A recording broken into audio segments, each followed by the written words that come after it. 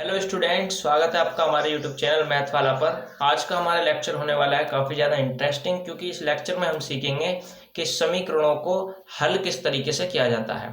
देखिए, यदि कोई 6, 7 और 8th क्लास का बच्चा इस वीडियो को देख रहा है तो आपके लिए तो ये वीडियो काफ़ी ज़्यादा इंपॉर्टेंट है, क्योंकि आपकी क्लास में या आपकी कक्षा में जब एग्ज़ाम होता है तो ये सवाल आपकी क्लास में डायरेक्ट पूछ लिए जाते हैं। तो आपके लिए तो काफ़ी ज़्यादा इम्पोर्टेंट आज क्या ये लेक्चर होने वाला है। बाकी ये उन स्टूडेंट के लिए भी काफ़ी ज़्यादा इम्पोर्टेंट लेक्चर है जिनकी मैथ में कैलकुलेशन ठीक नहीं है, या कह सकते हैं कि उनकी कैलकुलेशन ज़्यादा बढ़िया नहीं है। तो चलिए स्टार्ट करते हैं अपनी इस लेक्चर को। देखिए, समीकरणों को हल करने से पहले या इनको सीखने से पहले हमको 4 बातें माइंड में बिठानी पड़ेंगी। वो 4 बातें काफ़ी ज़्यादा आसान है, इसलिए मैं बता रहा हूँ, और आपको वो याद भी रखनी है, तभी आप क्या करोगे, इन समीकरणों को सोल्व कर सकते हो। तो पहले उन 4 बातों को हम देख लेते हैं कि वो कौन कौन सी हमें याद रखनी है। देखिए, वे 4 बातें हमने यहाँ लिख रखी है, वो भी थोड़ा एग्जाम्पल टाइप में, जिससे कि आपके माइंड में बड़े आसानी से बैठ जाए। सबसे पहली हमारे कौन सी है बात जो हमें याद रखनी है, वो ये है कि यदि कोई भी प्लस वाली संख्या है, देखिए यहाँ 2 हमने एक संख्या ले रखी है, आप 2 के स्थान पर कोई सी भी संख्या मान सकते हैं, जितनी भी आपको याद हो या जितनी भी संसार में प्रेजेंट हो। तो ये कोई भी एक प्लस वाली संख्या है, ठीक है, और इसको हम क्या कर रहे हैं, बराबर से, ये बराबर के इधर की साइड है। अब हम इस संख्या को बराबर के दूसरी साइड लेकर जा रहे हैं, तो इस 2 को तो हम बराबर के दूसरी तरफ ले आएंगे, लेकिन इसके साथ में जो ये प्लस का चिन्ह है, ये प्लस का चिन्ह इधर आकर प्लस का ही नहीं रह जाएगा, ये चिन्ह जो है चेंज हो जाएगा और ये बन जाएगा माइनस का चिन्ह, और ये जो 2 है ये इधर आकर 2 ही रह जाएगा। मतलब अगर हम प्लस वाली संख्या को बराबर के दूसरी तरफ लेकर आते हैं तो संख्या तो सेम रहती है, लेकिन उसका जो चिन्ह है वो चेंज हो जाता है। अगर चिन्ह प्लस का है तो वो दूसरी तरफ आकर माइनस का हो जाता है। जैसे यहाँ पर एक संख्या प्लस की 2 है, हम इसे बराबर के दूसरी तरफ लेकर आ रहे हैं, तो ये किसकी बन गई, माइनस की 2। 2 तो ऐसी रहा, लेकिन इसका चिन्ह बदल गया। तो पहली बात तो आपको यही ध्यान रखनी है कि प्लस वाली संख्या बराबर के दूसरी तरफ जाकर माइनस की संख्या बन जाती है। अब देख लेते हैं आपको दूसरी बात क्या याद रखनी है। तो देखिए, नीचे हमने दिया है माइनस का 4, यहाँ 4 संख्या है, आप कोई भी संख्या मान सकते हैं। इससे हम ये बताना चाह रहे हैं कि अगर कोई भी माइनस वाली संख्या है, देखिए 4 के से पहले माइनस का चिन्ह है, इसका मतलब ये वाली संख्या माइनस की है। तो कोई भी अगर माइनस वाली संख्या है और वो उसको हम बराबर के दूसरी तरफ लेकर जा रहे हैं, मतलब ये बराबर के इधर की साइड में है माइनस का 4, हम इस माइनस के 4 को बराबर के इधर लेकर आ रहे हैं, तो ये 4 तो सेम ऐसे ही रह जाएगा, लेकिन जो ये माइनस का चिन्ह है ये बराबर के दूसरी तरफ नहीं आएगा, ये क्या हो जाएगा, चेंज हो जाएगा, और माइनस के चिन्ह बराबर के दूसरी तरफ आके किस में चेंज हो जाएगा, प्लस में। अभी देखिए, हमने ऊपर पढ़ा था कि प्लस का चिन्ह बराबर के दूसरी तरफ आके माइनस का चिन्ह बन रहा था, इसीलिए प्लस वाली संख्या बराबर के दूसरी तरफ आके माइनस वाली संख्या बन गई थी। अब इधर क्या हुआ, हम माइनस वाली संख्या को बराबर की दूसरी तरफ लेकर आ रहे थे, तो संख्या तो हमारी सेम ही रही, इधर 4 थी तो इधर भी 4 ही है। अब लेकिन जो चिन्ह था हमारा माइनस का वो प्लस में बदल गया। अब इससे आपको क्या याद रखना है कि यदि प्लस वाली संख्या को हम बराबर के दूसरी तरफ लेकर जाते हैं तो वो माइनस वाली संख्या में बदल जाती है, और यदि हम किसी माइनस वाली संख्या को बराबर के दूसरी तरफ लेकर जाते हैं तो वो प्लस में बदल जाती है। आई होप इतना तो आपको समझ में आ गया होगा।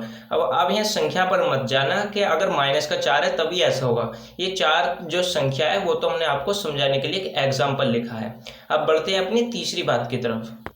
तो देखिए, तीसरी कौन सी कंडीशन है जो हमें याद रखनी है, तो वो दी है हमें यहाँ। इसमें भी देखो, हमने जो संख्या है वो उनको एक एग्जाम्पल के तौर पर ही लिखा है।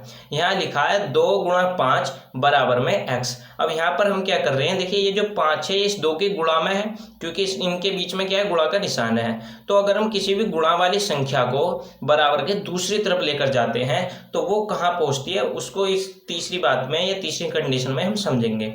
देखिए, अगर ये यहाँ जो ये 5 है ये इस 2 के गुणा में है, अब हम इस 5 को बराबर के दूसरी तरफ लेकर जाएंगे, तो हमें एक बात हमेशा ध्यान रखनी है कि जो गुणा वाली संख्या होती है, अगर हम उसको बराबर के दूसरी तरफ लेकर जाते हैं तो वो जो बराबर के तरफ वाली संख्या होती है उनके बटे में पहुंच जाती है। तो हम इस 5 को बराबर के दूसरी तरफ लेकर जा रहे हैं, तो ये कहाँ जाएगा, इस वाली संख्या के बटे में पहुंच जाएगा, मतलब x के बटे में आ जाएगा हमारा 5। तो तीसरी कंडीशन ये आपको याद रखनी है कि गुणा वाली संख्या बराबर के दूसरी तरफ जाकर जो ये वाली संख्या होगी इधर वाली, उनकी संख्या के बटे में आ जाएगी। तो 3 कंडीशन तो हमने याद रख ली। अब चौथी कौन सी याद रख ली है वो भी आप देख लीजिए। देखिए चौथी संख्या हमने लिखी है, एक चौथी कंडीशन जिसको हम कह सकते हैं वो है, हमने एग्जाम्पल में लिखा है 5/2 बराबर में x। अब इसमें हम क्या सीखने वाले हैं कि जो बटे वाली संख्या होती है, जैसे यहाँ बटे में 2 दे रखा है, तो इस बटे वाली संख्या को अगर हम बराबर के दूसरी तरफ लेकर जाएंगे तो वो कहाँ पर पहुंचेगी। तो देखिए जब भी हम बटे वाली संख्या को बराबर के दूसरी तरफ लेकर जाते हैं तो जो बराबर के दूसरी वाली संख्या होती है ये संख्या उसके गुणा में पहुंच जाएगी।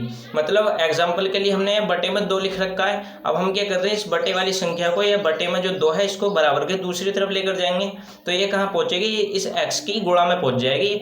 इसको हम लिखेंगे x गुणा 2। ठीक है, ये हमने एग्जाम्पल के लिए यहाँ क्या है, एक संख्या लिख रखी है। अब चाहे यहाँ पर कुछ और भी संख्या हो सकती है, जैसे 5/2 है, यहाँ हो सकता है 10/5 हो, या बटे में 3 आ रहा हो या 4 आ रहा हो, लेकिन आपको दिमाग में यही रखना है कि बटे वाली संख्या बराबर के दूसरी तरफ जाकर इधर वाली संख्या की गुणा में ही पहुंचेगी। तो ये 4 बातें थी जो आपको समीकरण हल करने से पहले याद रखनी थी। अब बढ़ते हैं अपने सवालों की तरफ। देखिए ये जो समीकरण वाले सवाल हैं इसमें ये जितनी भी संख्याएं हैं वो x के टर्म में लिखी हुई है। जैसे पहली संख्या x+2 है पहला सवाल, और जो दूसरा सवाल है वो भी x+2 बराबर 1 है। तीसरा सवाल हमारा x+5 बराबर 3 है। तो आपको क्या करना है, ये जितने भी समीकरण वाले सवाल होते हैं इसमें हमें x की वैल्यू निकालनी होती है। अब देखिए अगर यहाँ पर x दिया है इस पूरी समीकरण में तो x का मान निकालेंगे, यदि y दे रखा है हमें समीकरण में तो हम y का मान निकालेंगे। अब पहले सवाल में हमें दिया है x, तो हम क्या करेंगे, इस x का मान निकाल देंगे। x का मान निकालने के लिए हमें क्या करना पड़ेगा कि x को बराबर के एक अलग सेपरेट करना होगा और जो एक्स्ट्रा की संख्या होगी उसे बराबर के दूसरी तरफ सेपरेट करनी होगी। तो इसके लिए हम क्या करेंगे, देखिए इस x को तो हम इधर ऐसे ही लिखेंगे, ठीक है, x तो हमारा इधर ऐसे ही रह जाएगा। और लेकिन हमें क्या करना है, इस प्लस के 2 को बराबर के दूसरी तरफ लेकर जाना है। जब हम इसे बराबर के दूसरी तरफ लेकर जाएंगे तो ये बराबर का चिन्ह तो ऐसे आ जाएगा, और ये प्लस का 2 बराबर के दूसरी तरफ जाके क्या का बन जाएगा, -2। तो देखो संख्या तो सेम रही लेकिन चिन्ह क्या बदला, हमारा चिन्ह इधर प्लस का था बराबर के दूसरी तरफ आके माइनस का हो गया। ये हमने भी आपको बताया था कि ऐसा क्यों होता है, हमेशा प्लस वाली संख्या बराबर के दूसरी तरफ जाकर माइनस की संख्या में चेंज हो जाती है। तो यहाँ देखिए 0 तो ऑलमोस्ट 0 ही रहता है, 0 को हम यहाँ नहीं लिखेंगे। तो हमारा जो यहाँ x का मान आया वो आएगा -2, x बराबर -2, यही क्या हो जाएगा हमारा आंसर। पहला सवाल हमने काफ़ी ज़्यादा हल्का लिया था जिससे कि आपके माइंड पर ज़्यादा जोर ना पड़े। अब हम बढ़ते हैं अपने नेक्स्ट सवाल की तरफ। देखिए नेक्स्ट सवाल दिया है हमारा x+2 बराबर 1। यहाँ भी हमें क्या करना है, x का मान निकालना है। जितनी भी समीकरण होती है उसमें हमें x या x का मान निकालना होता है, या अगर y दिया हो तो y का मान निकालना होता है, या ABCD वाला कोई भी अल्फ़ाबेट अगर दिया है तो हमें उसी का मान निकालना होता है।